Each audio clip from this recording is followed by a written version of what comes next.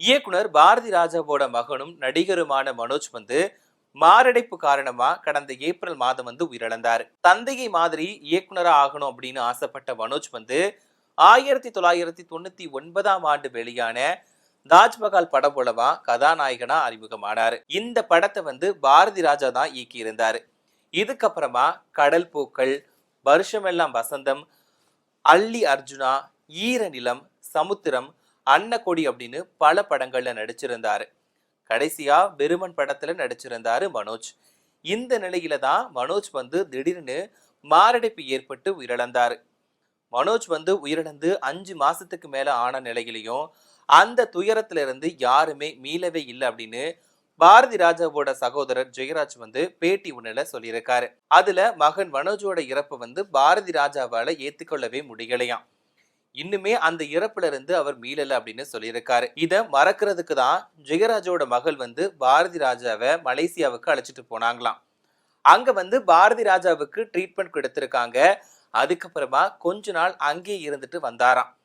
மலேசியாவுக்கு போனப்போ கூட அவருக்கு வந்து மனோஜோட நினைப்பாதான் இருந்துச்சு அப்படின்னு சொல்லியிருக்காரு. மனோஜோட இழப்பை வந்து அவரால் ஏத்துக்கிடவே முடியலையாம். பேர் இருக்கு, புகழ் இருக்கு, பணம் இருக்கு, எல்லாமே இருந்தும் மகன் இல்லையே அப்படின்ற வருத்தம் வந்து பாரதி ராஜாவை வாட்டிக்கிட்டே இருக்குது அப்படின்னு சொல்லியிருக்காரு. அந்த வேதனை வந்து அவர் சாகும் வரைக்குமே இருக்கும். எப்பவுமே மனோஜோட படத்தை பார்த்துக்கிட்டு, அதாவது புகைப்படத்தை பார்த்துக்கிட்டே எதையோ யோசிச்சுக்கிட்டே இருக்காரு அப்படின்னு சொல்லியிருக்காரு. அது மட்டும் இல்லாம பாரதி ராஜாவுக்கு எங்க இருக்கும், என்ன பண்றோம் அப்படின்னு எதுவுமே தெரியலையாம். சொல்ல போனா ஞாபக சக்தியே இல்லை அப்படின்னு சொல்லியிருக்காரு. மகன் இறப்புல இருந்து அவரால் மீண்டு வரவே முடியலையாம். இறைவன் தான் அவரை மீட்டு கொண்டு வரணும் அப்படின்னு ஜெயராஜ் வந்து சொல்லியிருக்காரு. அவர் மட்டும் இல்லாம அண்ணி, மனோஜோட மனைவி வந்தனா அப்படின்னு குழந்தைகள் எல்லாருமே மனோஜோட நினைவுல வருத்திக்கிட்டு தான் இருக்காங்க அப்படின்னு சொல்லியிருக்காங்க.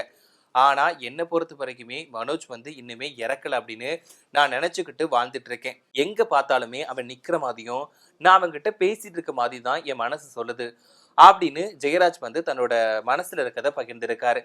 அது மட்டும் இல்லாம 5 வருஷமா என்னோட தோல்ல போட்டு வளர்த்தேன், அதை என்னால மறக்கவே முடியல. என் மருமகள் வந்தனாவோட முகத்தை பார்க்கவே முடியல. எப்பவும் ஏதோ ஒரு சோகத்துல அவங்க வந்து இருக்கிறாங்க அப்படின்னு சொல்லியிருக்காங்க. மருமகளை பார்க்கும் போதெல்லாம் மனசு வந்து ரொம்பவே கஷ்டமா இருக்கு. யாருமே நினைச்சு பார்க்க முடியாத திடீர் இழப்பால எல்லாருமே உடைஞ்சு போயிருக்காங்க அப்படின்னு ஜெயராஜ் தன்னோட வேதனைய சொல்லியிருக்காரு. அதாவது தன்னோட சோகத்தை சொல்லியிருக்காரு. இறைவன் தான் அவங்க எல்லாத்துக்குமே மனதைரியத்தை கொடுக்கணும் அப்படின்னு சொல்லிட்டு பாரதி ராஜாவோட சகோதரர் வந்து கண்ணீர் மல்க அந்த பேட்டியில சொல்லியிருக்காரு.